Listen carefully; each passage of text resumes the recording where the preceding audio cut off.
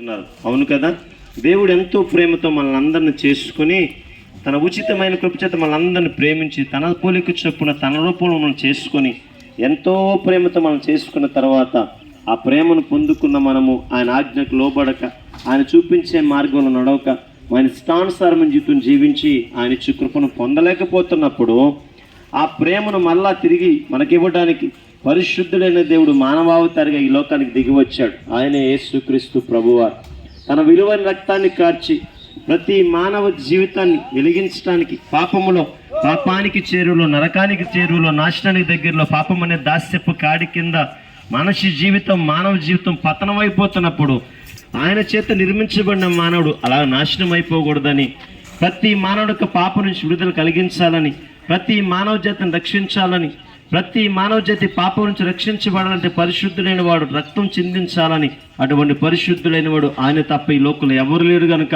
ఆ పరిశుద్ధుడే పరలోక మహిమను విడిచిపెట్టి లోకానికి మానవావతారిగా దిగి వచ్చాడు. ఇది రక్షణ సువార్త.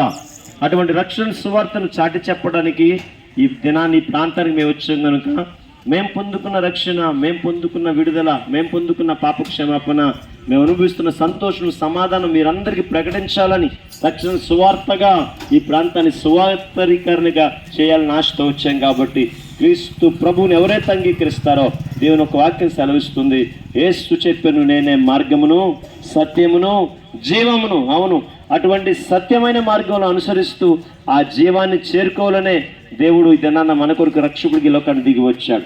ఆ రక్షకుడు నమ్మితే యేసు నామములోనే రక్షణ, యేసు నామములోనే విడుదల, యేసు నామములోని విమోచన కనుక పాపులను రక్షించుటకు క్రీస్తు యేసు లోకమునకు వచ్చిన మాట నమ్మదగినది, పూర్ణాంగీకరణకు యోగ్యమైనది. నశించిన దాన్ని వెదక రక్షించడానికి క్రీస్తు ప్రభు ఈ లోకానికి వచ్చినట్టుగా నన్ను రక్షించడానికి, దేని నుంచి రక్షించడానికి?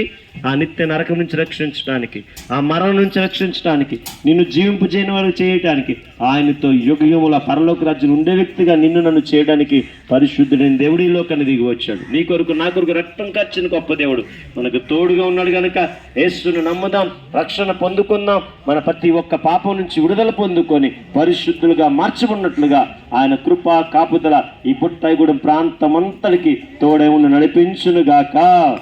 ఆమేన్.